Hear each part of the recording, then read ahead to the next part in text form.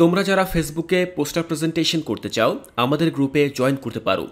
ফেসবুকে class 6 to 9 poster presentation লিখে search করলেই আমাদের গ্রুপ পেয়ে যাবে।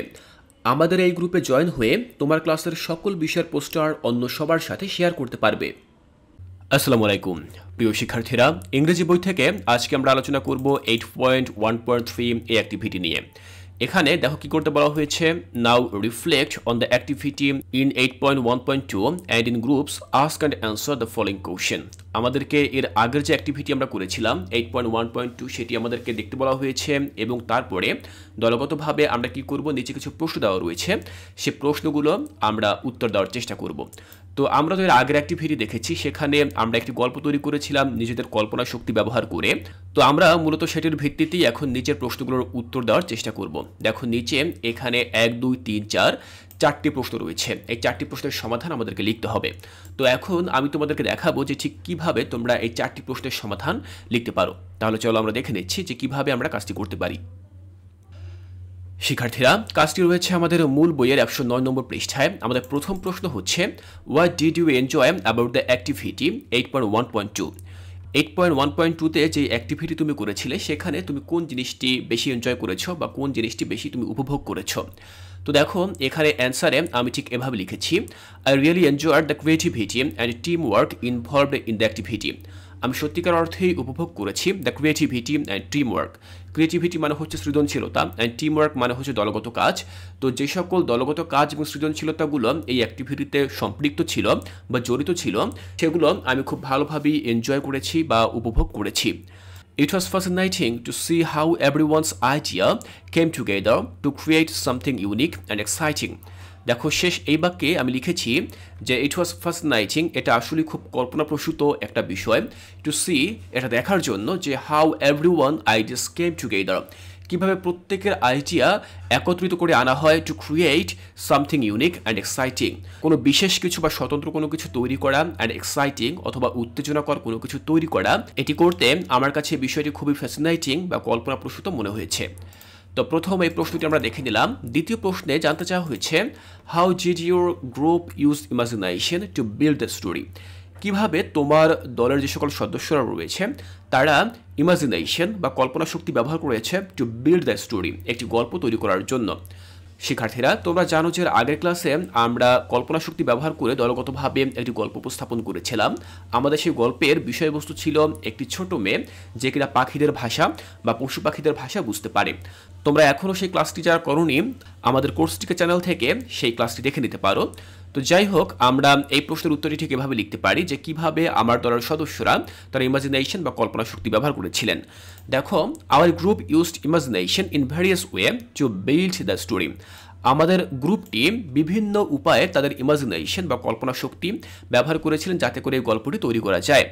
We brainstormed different characters, setting and plot twist, drawing on our collective creativity to weave them into a cohesive narrative.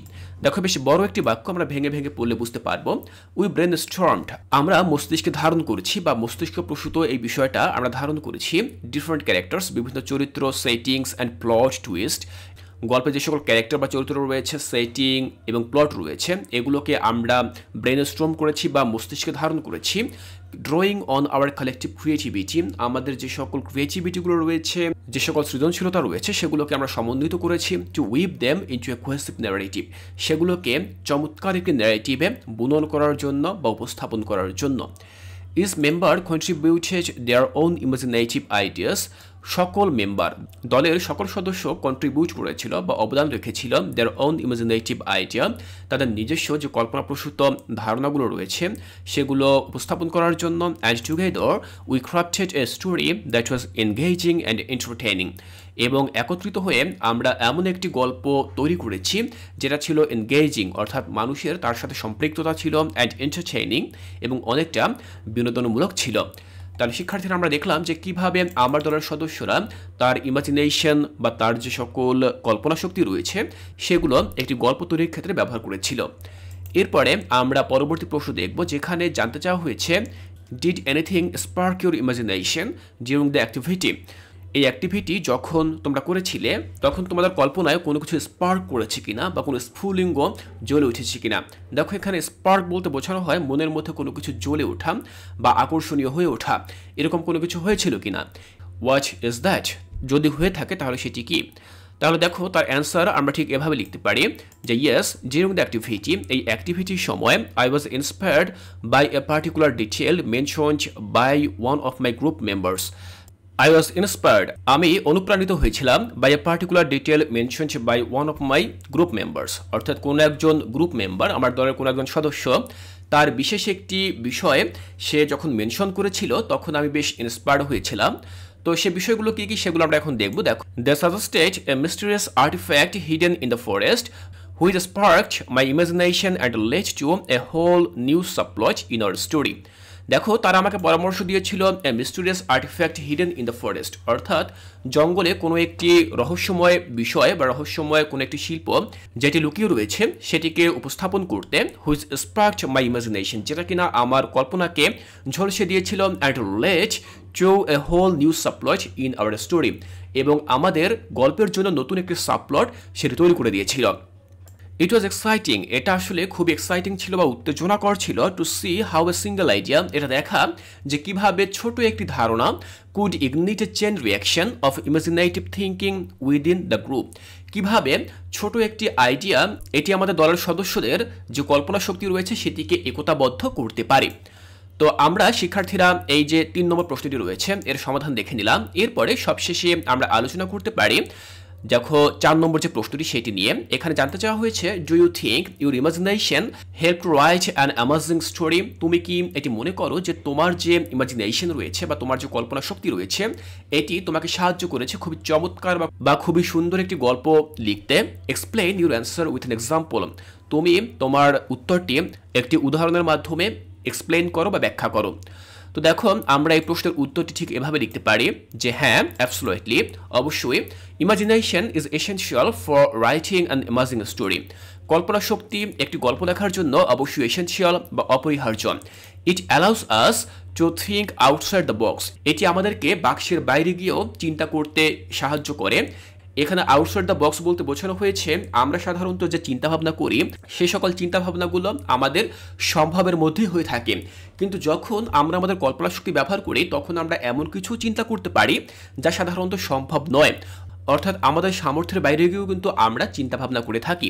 তো সেটি মূলত বোঝানো হয়েছে আউটসাইড দ্য বক্স দিয়ে।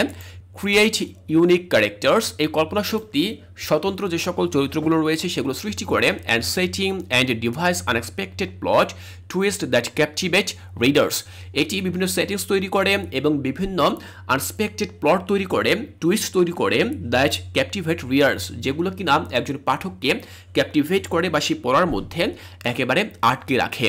ফর এক্সাম্পল, উদাহরণস্বরূপ বলা যায়, in our story we describe a little girl who understands all the language of animals and help them to live beautifully.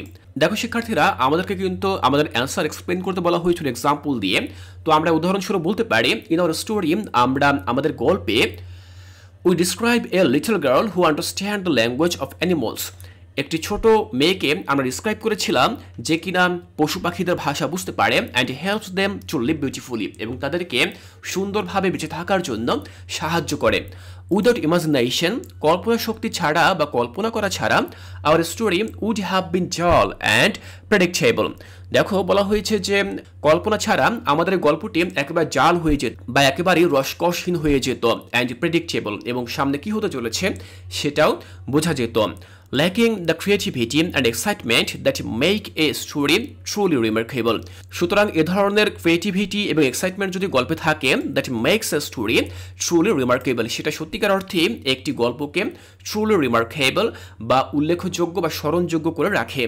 তাহলে শিক্ষার্থীরা, আমরা 4 নম্বর প্রশ্নের উত্তরটি ঠিক এভাবে লিখলাম, আর এভাবেই মূলত আমরা আমাদের মূল বইয়ের যে 4টি প্রশ্ন রয়েছে এই প্রশ্নগুলোর সমাধান লিখলাম। আমি আশা করছি তোমরা খুব সহজভাবে এই প্রতিটি প্রশ্নের উত্তর লিখতে পারবে।